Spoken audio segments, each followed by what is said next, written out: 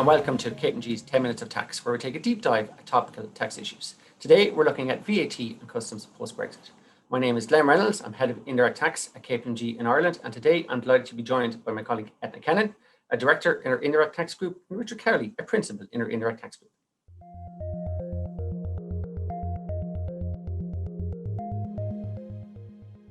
So Richard, looking at customs, you've been very busy advising businesses on customs issues post-Brexit. So what have you seen in the first 4 months post-Brexit, and has what you've seen evolved over the period since the start of Brexit and where we are currently?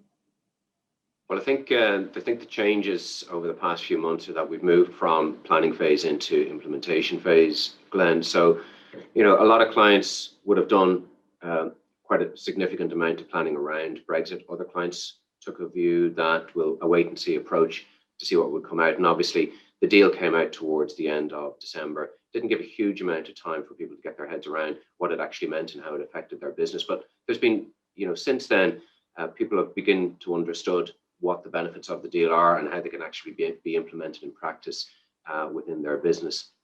I think that some of the things that we've seen, they've changed over time. So early on, there was really a battle of Incoterms where people assumed that they had agreed a term and both parties understood exactly what it meant.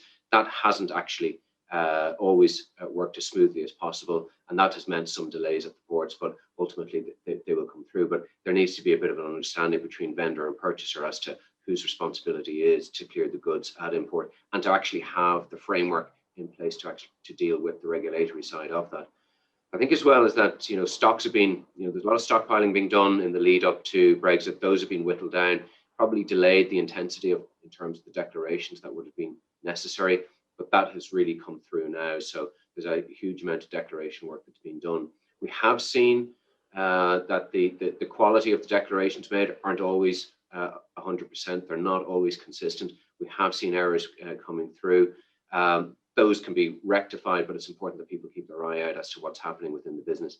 And I think as well is that people are looking at, closely looking at origin, because that's important in terms of being able to avail of the specific benefits under the deal itself. And of course, a lot of people would have heard of the Percy Pig situation. That has had an impact for businesses who are bringing goods through the UK. So it's really one to watch and be cognizant of what the solutions are behind it. Thanks, Richard. And when you say Percy Pig, could you explain exactly what you mean? And you mentioned solutions. What are the potential solutions for businesses? So Percy Pig is it's the term because of, it's quite famously involved Marks and Spencer's and sweets produced in Germany that were exported from Germany into UK. Now, they could avail of the benefits of the deal because you could claim preferential origin because they were EU origin going into the UK. But some of that stock ultimately ended up in Ireland. And that's a common enough issue in that the UK has traditionally been a big distribution hub, both for the UK market, but also for Ireland. So often you would have EU sourced product going into these distribution hubs in the UK to fulfill the UK market, but equally to fulfill the Irish market. The problem is that the deal does not cover EU origin goods coming from the UK. It only grants preferential zero tariffs on UK origin goods coming into Ireland. And simply because they're shipped from the UK doesn't get you there. They effectively need to be produced within the UK itself. So that's the problem. In terms of the solutions, a lot of people are implementing returned goods relief. Others are looking at a mixture of transit and warehousing in the UK to get around the issue. None of these are straightforward, but particularly in relation to returned goods relief, it is something that can be availed of. It just needs, in terms of implementation, to be careful about how it can be done and to be then implemented in an efficient manner within the business is key.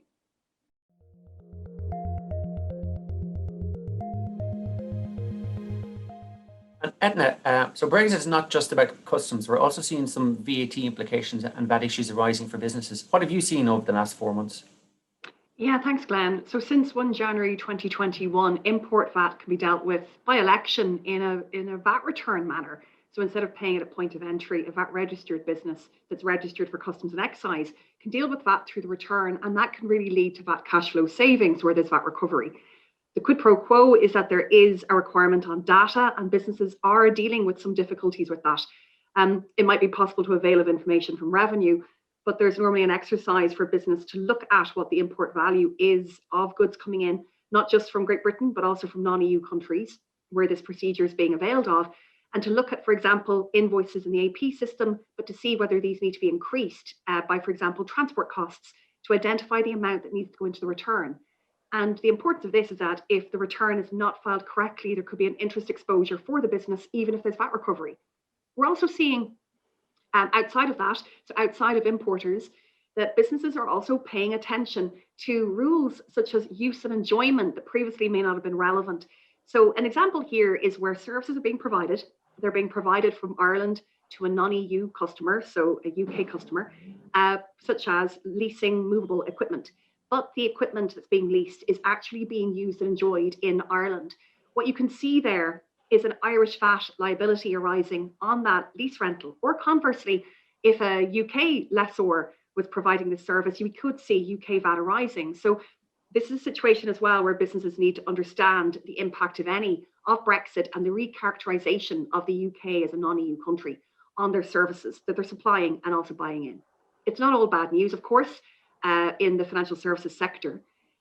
We see as well, there's activity there because businesses realise that services that would ordinarily be VAT exempt and would ordinarily not allow for VAT recovery on associated costs, if those services are being provided to a non-EU customer, such as a UK customer, because of that characterisation I mentioned as a non-EU country, that business supplier may be able to get VAT recovery on costs that previously they didn't have. So this could have a positive impact on the business's VAT recovery rate. Thanks, that. Now, always good to see some silver lining as far as Brexit is concerned.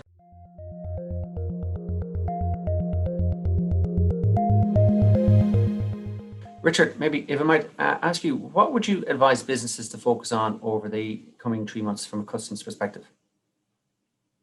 I think, Glenn, the knowledge of how the deal works is growing, and I think it's important for businesses to look as hard, as they can at the structure of the deal itself, and to assess whether the benefits under it can be availed of and what you can do to achieve that. So, best laid plans, sometimes they need refinement. We know that some traders have had to reroute their supply chain just to deal with the practical aspects that has happened from Brexit. So, for instance, SPS controls in France have resulted in UK suppliers moving their goods through Northern Ireland. So things that we'd never have seen before taking place are happening because of Brexit. So I think it's important for people to look at their plans and just reassess, is that the right plan for the business?